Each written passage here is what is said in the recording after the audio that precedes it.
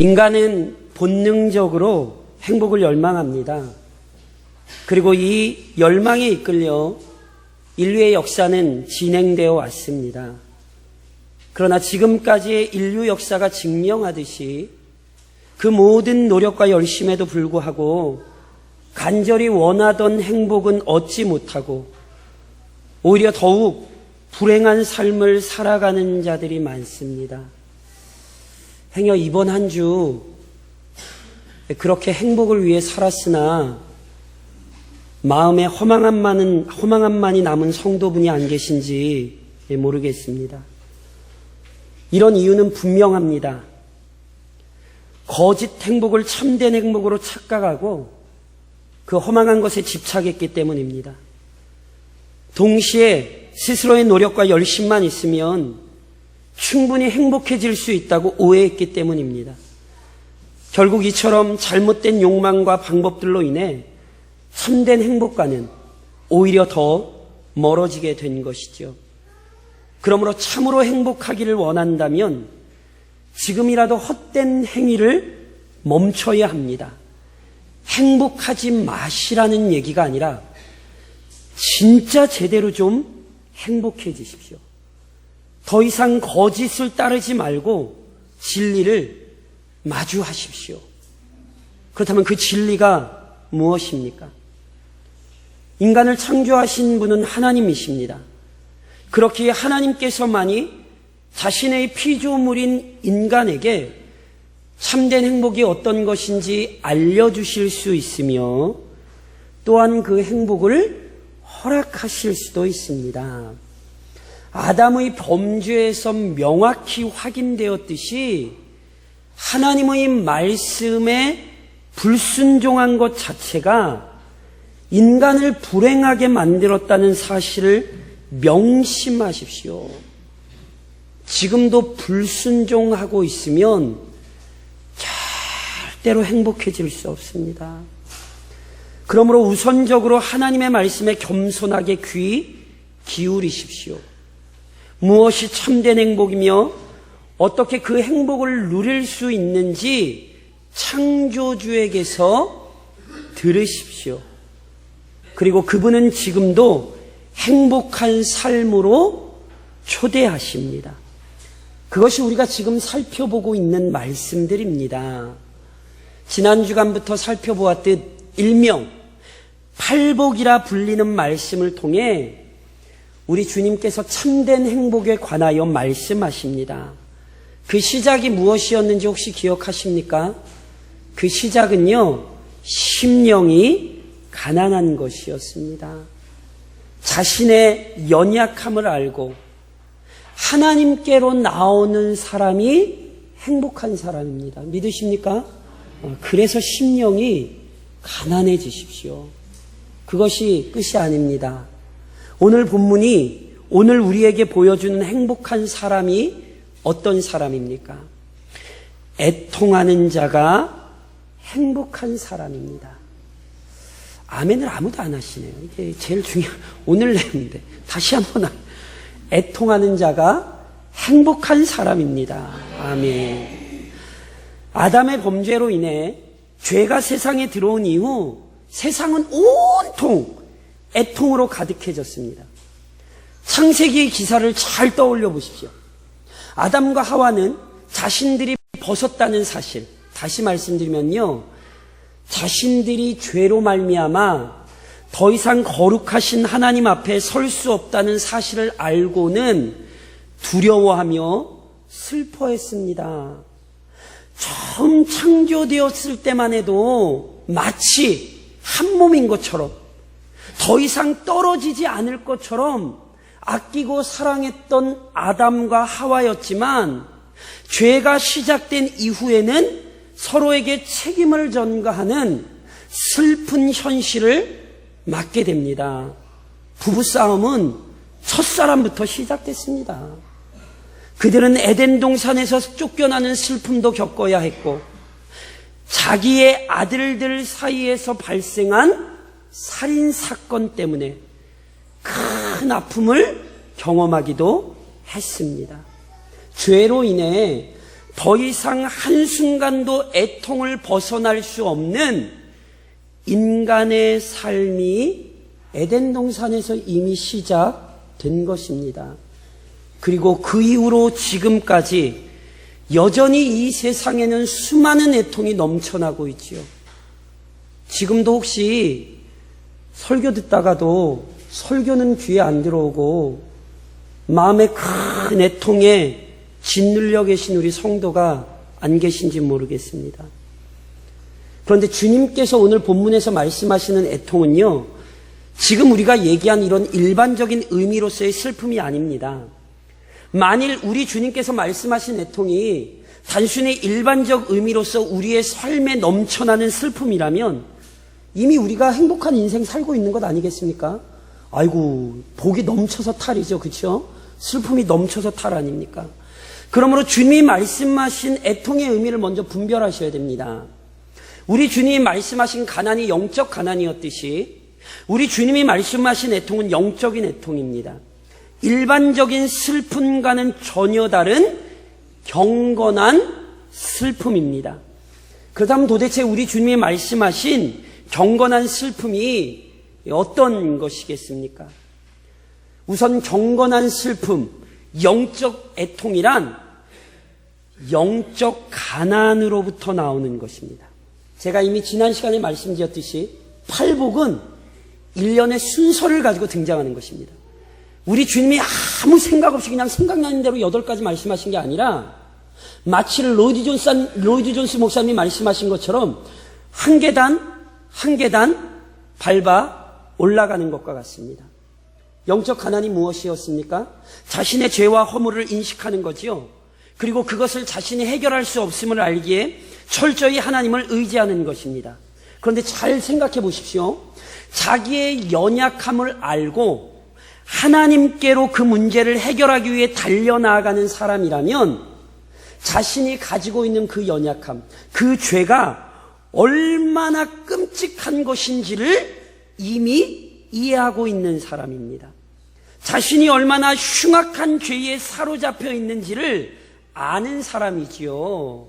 그러므로 이미 그 사람은요, 죄로 인해 크게 슬퍼하지 않을 수 없습니다.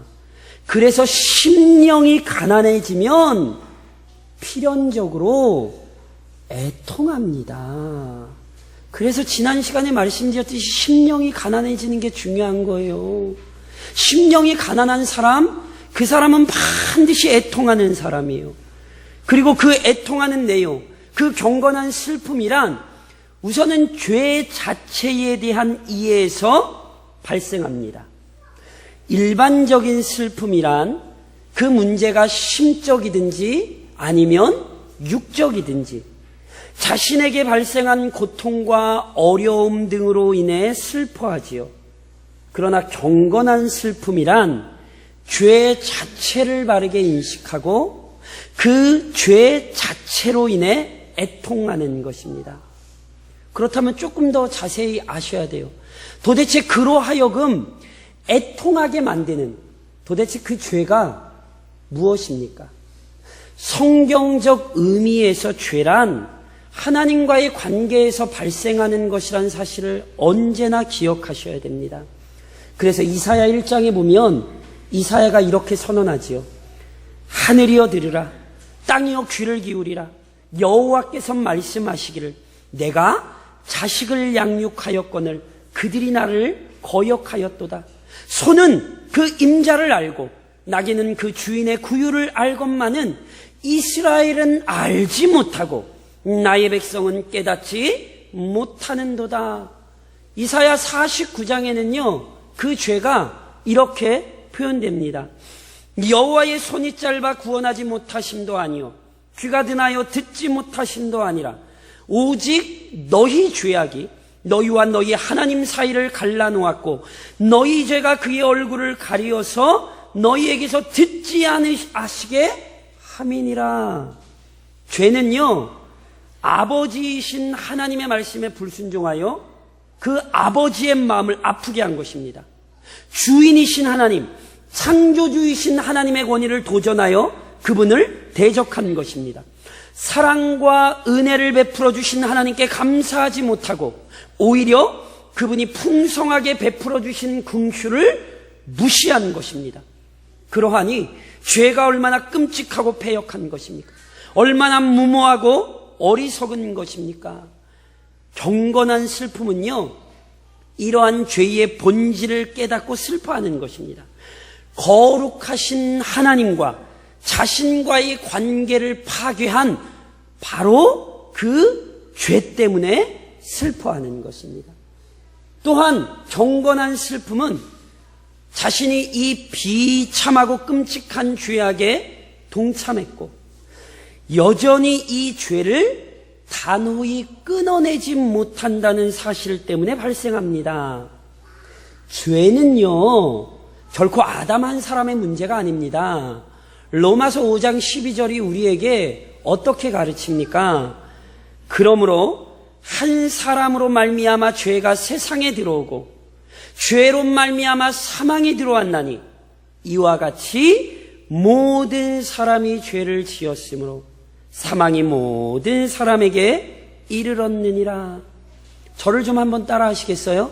아담 안에서 우리 모두 죄인입니다. 믿으십니까? 이거 안 믿으시면 기독교인 될 수 없습니다. 아담 안에서 모든 사람이 죄인입니다. 이것은 결코 궤변이 아닙니다. 성경이 선언하는 인간의 참모습이요 본모습입니다. 하나님 앞에서 우린 모두 다 동등한 죄인입니다. 그리고 인간이 자신을 정직하게 성찰하면 이 사실을 인정할 수밖에 없습니다. 왜냐하면 어떤 인간도 악한 생각이나 정욕, 악한 행실들에서 자유롭지 못하기 때문이죠. 언제나 자신에게 죄의 소욕이 솟아난다는 사실을 아시잖아요. 모르시는 척 하시면 안 돼요. 여전히 악한 생각이 내 머릿속에 있고 악한 욕망이 내 마음에 있다는 것 아시잖아요. 모르는 척 하시지 말란 말이에요. 무엇보다 죄를 알면 죄에서 떠나야 하는데 현실은 그렇지 않지요. 그래서 탁월한 우리 믿음의 선배였던 바울마저 로마서 7장에서 이렇게 고백하지 않습니까? 그러므로 내가 한 법을 깨달았노니 곧 선을 행하기 원하는 나에게 악이 함께 있는 것이로다. 내 속사람으로는 하나님의 법을 즐거워하되 내 지체 속에서 한 다른 법이 내 마음의 법과 싸워 내 지체 속에 있는 죄의 법으로 나를 사로잡는 것을 보는도다. 오호라 오호라 나는 곤고한 사람이로다. 이 사망의 몸에서 누가 나를 건져내랴. 진짜 성도는요, 이 고백을 알아요. 오호라 나는 곤고한 사람이로다. 인류가 지금까지 수많은 업적을 이루어왔음에도 불구하고 죄를 없애지 못했다는 사실은 모든 인간이 죄에서 자유롭지 못하다는 사실을 정확히 보여줍니다. 경건한 슬픔이란 이 사실을 정확히 이해하기에 가능합니다. 다른 사람이 아니라 자신 안에서 먼저 죄를 발견하고 자신이 그 죄에서 자유롭지 못하기에 슬퍼하는 거죠. 물론 자기에서만 죄를 발견하는 것 아닙니다. 경건한 슬픔이란 다른 사람들이 행하는 죄악으로 인해서도 발생합니다. 참으로 죄의 비참함을 이해한 사람은 자신의 죄만 슬퍼하는 것으로 만족하지 않습니다.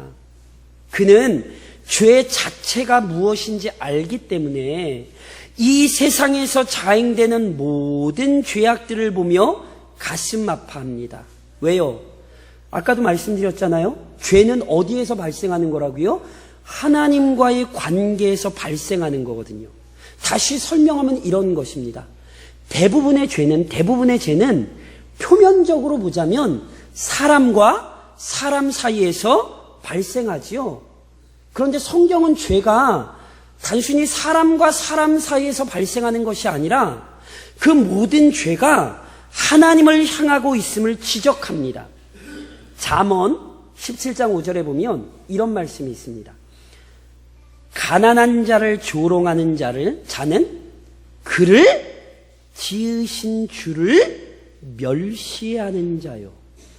사람의 재앙을 기뻐하는 자는 형벌을 면하지 못할 자니라. 무슨 말씀인지 이해되십니까? 조금 더 쉽게 설명드릴까요? 원수를 미워하는 것은요, 원수 미워하는 거 끝나는 거 아니에요. 그 원수를 창조하신 하나님을 미워하는 것입니다. 이웃을 회방하는 거요? 내가 싫어하는 사람 회방하는 걸로 끝나는 거 아니에요. 그 사람을 다스리시는 하나님을 회방하는 거예요. 이게 성경의 가르침입니다. 그러므로 원수를 사랑하지 않는 게 얼마나 큰 죄인지를 기억하셔야 됩니다. 모든 죄의 결국은 하나님의 권위를 대적하고 하나님의 영광을 훼손합니다. 그러하니 참으로 온전한 신앙을 가진 자라면 자신의 죄뿐만이 아니라 다른 사람의 죄악으로 인해서도 애통하게 되는 것입니다. 그래서 시편 9편에 보면 시편 기자가 이런 고백을 하거든요. 여호와여 일어나사 인생으로 승리를 얻지 못하게 하시며 이방 나라들이 주 앞에서 심판을 받게 하소서. 여호와여 그들을 두렵게 하시며 이방 나라들이 자기는 인생뿐인 줄을 알게 하소서. 왜 시편 기자가 죄에 대해 심판을 하나님께 간구하는 줄 아십니까? 죄가 하나님을 향하고 있기 때문에 그래요. 그래서 실은 시편 기자는 단지 하나님의 심판을 원하는 게 아니라 지금 죄 때문에 가슴 아파하고 있는 거예요. 그리고 이 경건한 슬픔이란 죄에 사로잡힌 영혼들 때문에 또한 발생하는 것입니다. 일반적으로 사람들은요, 실수로 죄를 범한다고 생각합니다. 그러니까 죄인 줄은 알지만 스스로를 통제하지 못했기 때문에 또는 잠시 잘못된 판단이나 결단이 부족했기 때문에 죄를 지었다고 생각하죠. 그래서 요즘 뉴스에 보면 많이 나오는 단어 중에 하나가 뭔지 아세요? 우발적 범죄예요. 우발적 범죄. 그냥 욱하는 성질에 참지 못해서 죄를 졌다는 거예요. 표면적으로 보면 합당해 보이나 이러한 생각 역시 본질적으로 보면 성경과는 굉장히 다른 착각입니다. 이것이 어린아이들이 성장하는 모습에서 잘 나타납니다. 아시잖아요. 누구도 어린아이에게 거짓말을 가르치지 않아요. 누구도 어린아이에게 미움, 시기, 다툼, 질투 이런 거 안 가르쳐요. 이런 거 하지 말라고 가르치지. 그러나 아이들이 부모가 가르치지도 않았는데 부모에게 거짓말합니다. 아유 목사님 우리 애는 안 그랬는데 진짜 거짓말 대단한 거짓말이죠. 그 말 자체가 거짓말이죠. 형제를 미워합니다. 밖에 나가서 친구와 다툽니다. 배웠습니까? 안 배웠어요. 그런데 어떻게 그렇게 죄를 잘 짓죠? 죄를 짓기만 합니까? 혼내면 뭐 하죠? 승질내죠. 왜 나한테 이러냐고. 죄에 대해 굴복하지 않아요. 이런 일이 나타나는 이유를 정확히 아셔야죠. 왜 그렇습니까? 모든 인간이 죄의 지배를 받고 있기 때문입니다. 나이가 어리다고, 좋은 환경에서 자랐다고, 많이 배웠다고 죄 안 짓습니까? 아니요. 그렇지 않습니다. 인간이 죄인이라고 불리는 이유는 그가 죄의 영향 아래 있기 때문입니다. 그럼에도 불구하고 어리석은 인간들은 자꾸 죄에서 자유롭다고 착각하는 거예요. 그러므로 이 사실을 제대로 이해하는 사람, 죄의 본질을 정확히 알고 애통하는 사람은 죄를 행하는 사람을 보면서도 애통합니다. 왜요? 그들이 죄의 세력에 매여 있고 죄의 노예가 되어 있음을 알기 때문입니다. 주님께서 말씀하신 대로 실은 원수마저도 사랑할 수 있는 이유는요, 모든 인간이 죄에서 자유롭지 못하다는 사실을 실은 알기 때문에 그래요. 그래서 모세가 방자하게 행했던 이스라엘 백성을 위하여 어떻게 기도하는지 혹시 기억하세요? 출애굽기 32장에 보면 모세가 어떻게 기도합니까? 모세가 여호와께로 다시 나아가 여짜오되 슬프도소이다. 이 백성이 자기들을 위하여 금신을 만들어 싸우니 큰 죄를 범하였나이다. 그러나 이제 그들의 죄를 사하시옵소서. 그렇지 아니하시오면 원하건대 주께서 기록하신 책에서 내 이름을 지워버려 주옵소서. 모세가 자신의 생명을 걸고 중보할 수 있는 이유는요, 모세는 인간이 얼마나 어리석은지를 알기 때문에 그래요. 죄의 세력에서 결코 자유롭지 않은 정도가 아니라 죄에 이끌리는 게 인생임을 알았어요. 그래서 그 연약한 인생들을 위해 지금 애통하는 거예요. 그러므로 보세요. 이러한 의미에서 애통하는 사람이 행복하다는 우리 주님의 말씀을 이해할 수 있습니다. 제가 여쭤볼게요. 원래 죄인이 죄를 압니까 모릅니까? 이러지 마시고 다시 여쭤볼게요. 원래 죄인이 죄를 압니까 모릅니까? 그쵸, 모릅니다. 그러니까 죄인이라고요. 죄를 모르니까 죄인이에요. 죄에 철저히 지배를 당해서 뭐가 죄인지를 구별을 못해요. 그런데 보세요. 애통하는 사람은 어떤 사람이에요? 죄를 알게 된 사람이에요. 죄의 본질을 깨닫게 된 사람이에요. 죄인은 죄의 지배를 당하기 때문에 죄에 대해 애통하지도 않고 오히려 죄의 소욕을 따라가라요. 그런데 애통한다라고 하는 것은 이미 죄에 붙들린 자가 아니라는 증거이지요. 그래서 시편 19편에 보면 시편 기자가 이렇게 찬양해요. 자기 허물을 능히 깨달을 자가 누구리요? 나를 숨은 허물에서 벗어나게 하소서. 무슨 얘기인지 이해하시겠어요? 저를 좀 따라 하시겠어요? 허물을 깨닫는 것이 복이다. 믿으십니까? 그래서 애통하는 자가 복이 있는 거예요. 애통한다라는 사실 자체가 복된 거예요. 왜요?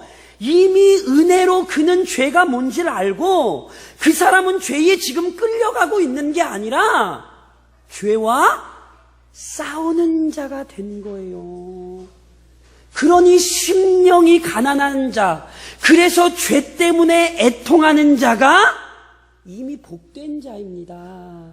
그래서 이미 말씀드렸잖아요. 팔복은 이렇게 해서 복받아라가 아니라니까요. 이미 복 있는 자가 누구이신지를 알려주는 거예요. 이분도 오늘도 죄 때문에 마음을 찢으며 나오신 게 복이에요, 복. 그 정도가 아닙니다. 심령이 가난한 자가 천국을 얻듯이 애통하는 자에게 허락되는 또 다른 은혜가 있습니다. 그게 오늘 본문에 뭐라고 표현됐습니까? 애통하는 자가 복이 있나니 저희가 위로를 받을 것이며. 심령이 가난한 자가 행복하다는 가르침이 세상의 논리와 상반되는 것처럼 애통하는 자가 복되다는 말씀 역시 세상 사람들에게는 이해될 수 없는 진리입니다. 오히려 죄악된 정욕에 사로잡혀 있는 자들에게 애통은 참으로 괴로워 보이죠. 그러나 잊지 마십시오. 애통하는 자가 이미 행복한 사람입니다. 게다가 애통하는 자가 위로를 받는다니까요. 그렇다면 애통하는 자에게 허락되는 위로란 도대체 어떤 것입니까? 우선요, 위로에 대해 살펴보시기 전에 먼저 감사해야 할 사실이 있어요. 그것은 우리 하나님께서 죄인들의 위로자가 되어 주신다는 것입니다. 하나님께서는 공의로우신 분으로서 죄에 대한 심판자이십니다. 그렇기에 하나님께서 모든 인간에게 영원한 형벌을 내리신다고 해도 그것은 전혀 불의하지도 않고 오히려 합당합니다. 아멘이십니까? 왜 아멘을 몇 분 안 하시네요? 하나님은 우리에게 벌을 내리셔도 합당하세요. 아멘? 아멘 하셔야 돼요. 이게 원래 하나님의 속성이에요. 그러나 놀랍게도 하나님께서 죄인들을 위로하시겠다 친히 약속하셨죠. 그래서 시편 30편에 시편 기자가 어떻게 노래하는 줄 아세요? 그의 노염은 잠깐이요, 그의 은총은 평생이로다. 저녁에는 울음이 깃들일지라도 아침에는 기쁨이 오리로다. 지난주부터 계속해서 강조해서 말씀드린 것처럼 기독교 신앙은 인상 쓰며 사는 것 아닙니다. 제가 설교를 인상 쓰고 한다고 예수 믿는 게 인상 쓰는 게 아니라니까요. 기독교 신앙은 가장 행복한 거예요. 왜냐하면 하나님은 이처럼 위로하시는 분이기 때문에 그래요. 그렇다면 그 위로하신 하나님께서 우리에게 허락하시는 위로가 구체적으로 어떤 것입니까? 하나님께서요, 애통하는 자의 죄를 용서하십니다. 이미 말씀드렸듯이 경건한 슬픔은 죄 때문에 발생한 것입니다. 죄가 있기에 경건한 슬픔이 필요합니다. 다시 말해 죄가 있는 이상 경건한 슬픔 역시 사라질 수 없습니다.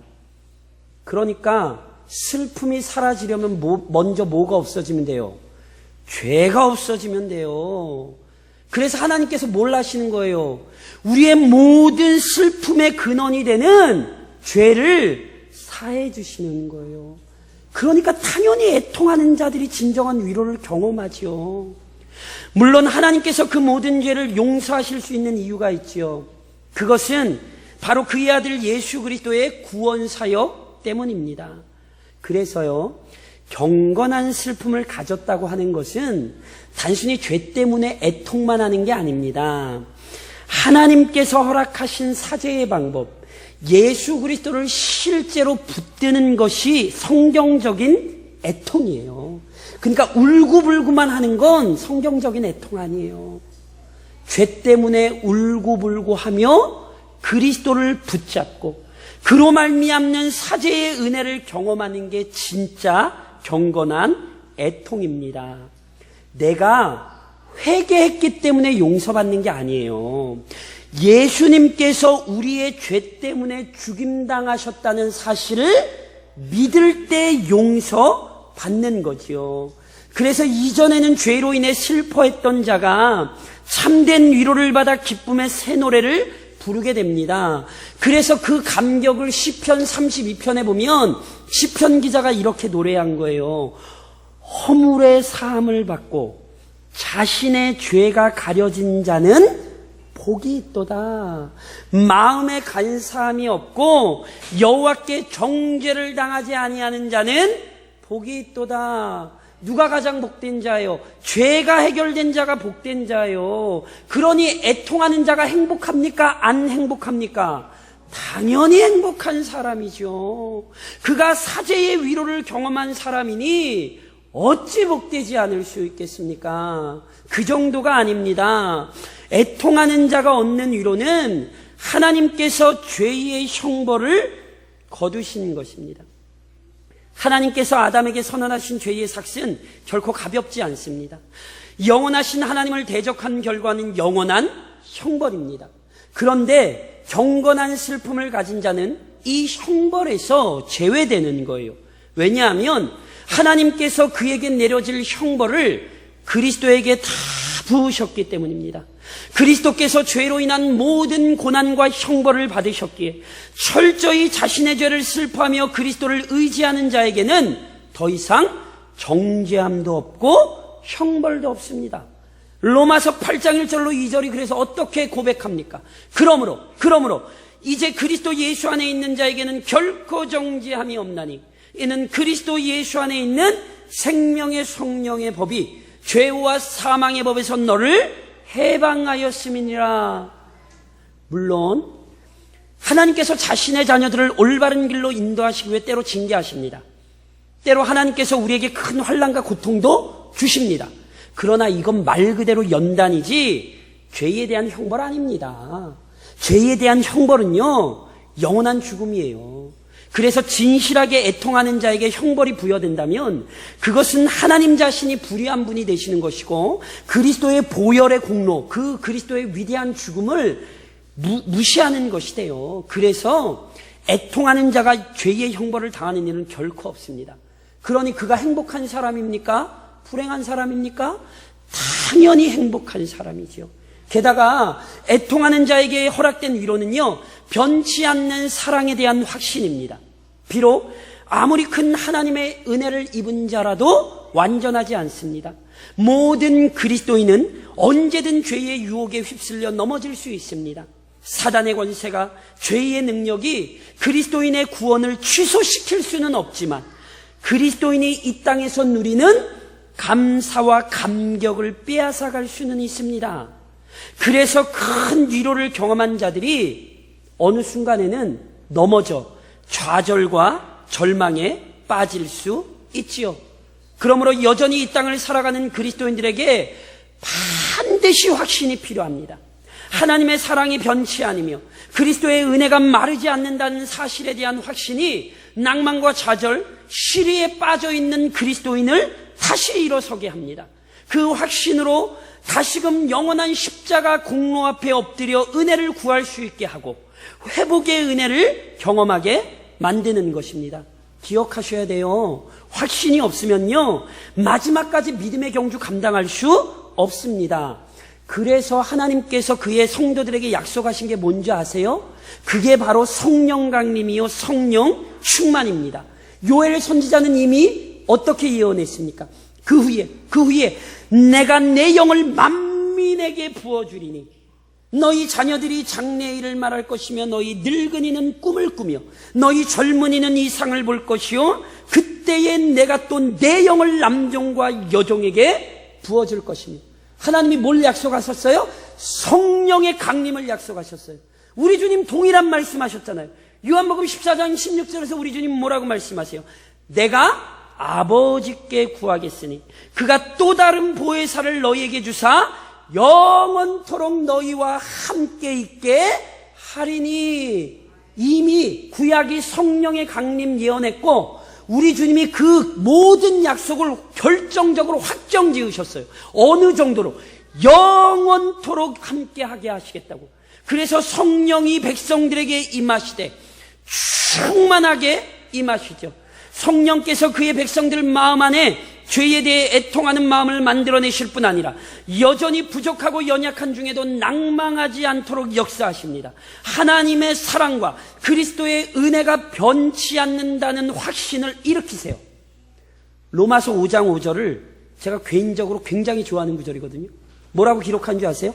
소망이 우리를 부끄럽게 하지 아니함은 우리에게 주신 성령으로 말미암아 하나님의 사랑이 우리 마음에 부음받음이니. 성령이 뭐 한다는지 이해하시겠어요? 하나님의 사랑을 우리 마음에 쏟아붓는데요.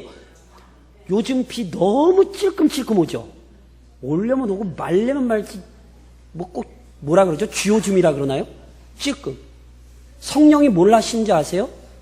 우리 마음에 하나님의 사랑을 쏟아부으신다는 거예요. 그게 위대한 성령의 역사예요. 애통하는 자가 왜 행복하겠어요?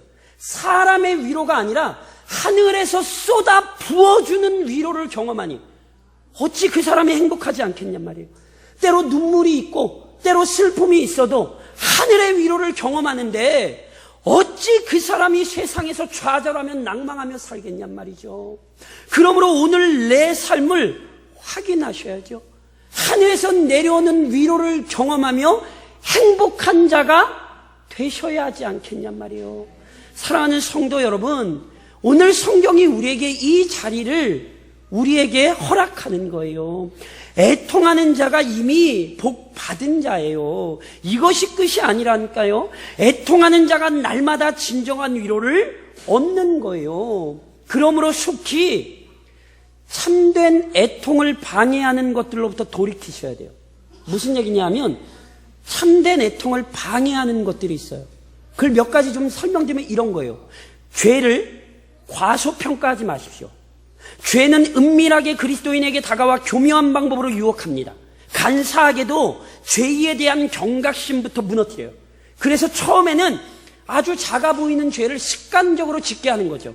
그러다 바늘도둑이 소도둑 되는 것처럼 어느 순간 대범하게 큰 죄를 짓는 거예요. 그래서 어떤 죄도 과소평가하시면 안 돼요. 아무리 작은 죄라도 하나님을 대적하는 것이고 공의로운 심판을 피할 수 없습니다. 그러므로 함부로 에이 뭐 이 정도는 그럴 수 있지, 함부로 그렇게 판단 내리시면 안 돼요. 우리는 그게 죄라는 사실을 깨달았을 때, 그것이 죄임을 알 때 오직 철저히 회개하십시오. 물론 죄를 과대평가하지도 마십시오. 어떤 죄도 그리스도 안에서 용서받을 수 있습니다. 하나님이 용서하지 못할 죄는 없습니다.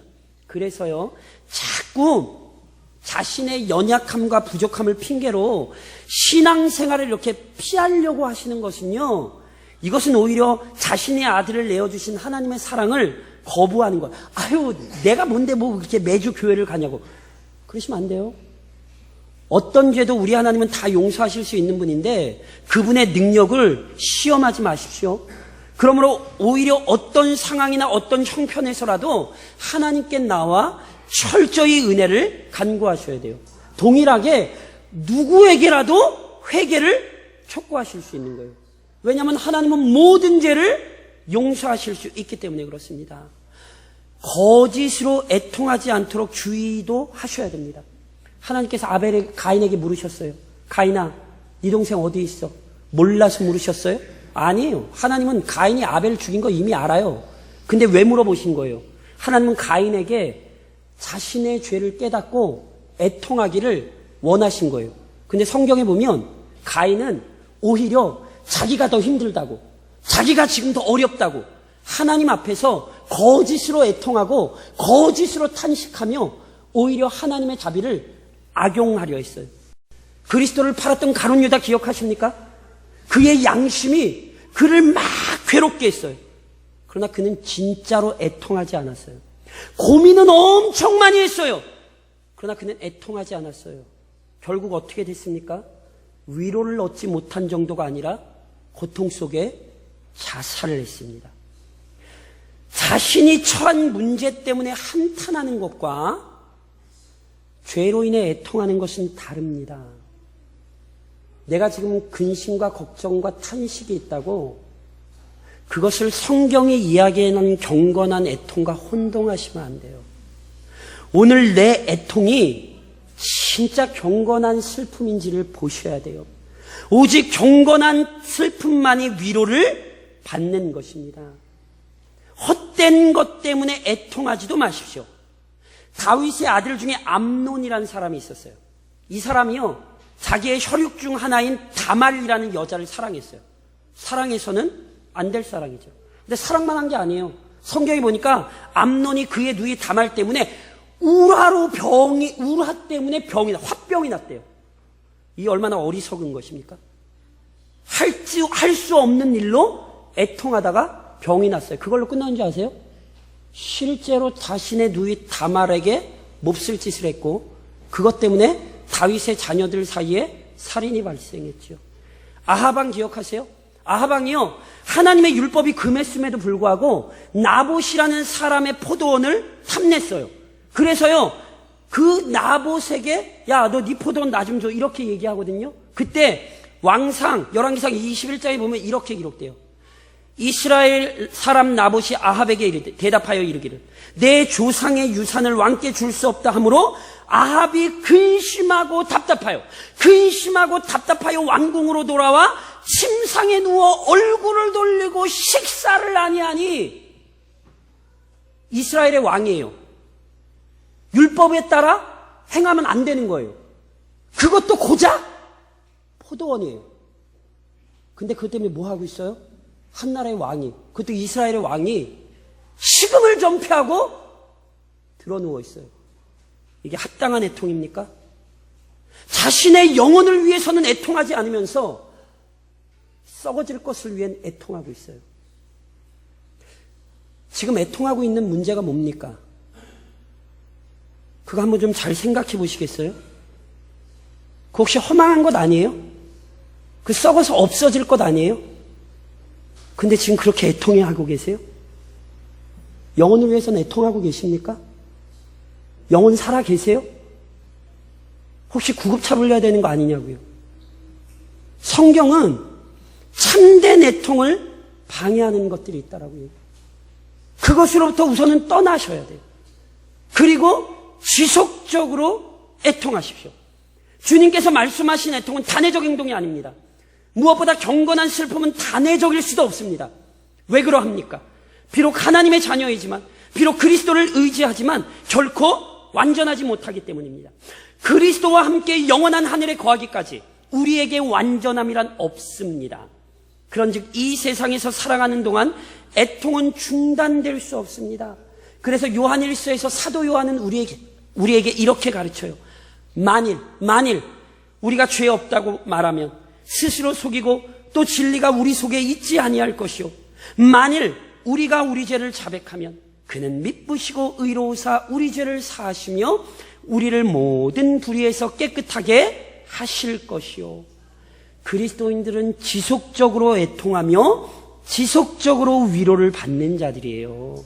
애통이 없으면 위로도 없습니다. 그러므로 지속적으로 애통하지 못하게 만드는 영적 게으름을 이겨내셔야 돼요. 자신의 영적 상태를 항상 확인하되 경건한 슬픔을 중단하지 마십시오. 영적으로 부지런한 자가 영적으로 강건한 자라는 사실을 절대 잊지 마십시오. 마지막으로 경건한 슬픔을 위해 날마다 그리스도의 십자가를 의지하십시오. 경건한 슬픔은 죄에 대한 바른 인식을 상실하지 않을 때 가장 명확해집니다. 그리고 그리스도의 십자가 앞에서 이 경건한 슬픔은 그래서 잘 드러나는 거예요. 그리스도의 십자가를 바라볼 때 죄가 얼마나 끔찍한 것인지를 잊지 않습니다. 그리스도의 십자가를 묵상할 때 죄에 대해 심판하시는 하나님의 공의를 잊지 않습니다. 그리스도의 십자가를 떠올릴 때 그 흉악한 죄에서 벗어난 감격을 잊지 않습니다. 그리스도의 십자가를 주목할 때 영원토록 변치 않는 하나님의 사랑을 잊지 않습니다. 이처럼 십자가를 의지하는 자가 경건한 슬픔을 상실하지 않습니다. 그래서 진실하게 애통하는 사람은 오직 그리스도에게 매인 사람이요 그리스도에게 붙들린 사람입니다. 그리스도 없이는 한순간도 살아갈 수 없다는 고백을 소유한 사람, 그 사람이 참으로 애통하는 사람입니다. 잊지 마십시오. 다른 게 우리의 위로가 아니라 주님 자신이 우리에게 진정한 위로가 되십니다. 그러므로 세상의 모든 것은 잃어버려도 주님을 잃어버리지 마십시오. 이번 한 주간도 우리 주님을 깊이 의지하며 행복하게 사십시오. 인상 쓰지 말고 제발 행복하게. 누구와 함께? 우리 주님과 함께. 그래서 이번 한 주간도 행복이 넘치시기를 우리 주님의 이름으로 권면드립니다.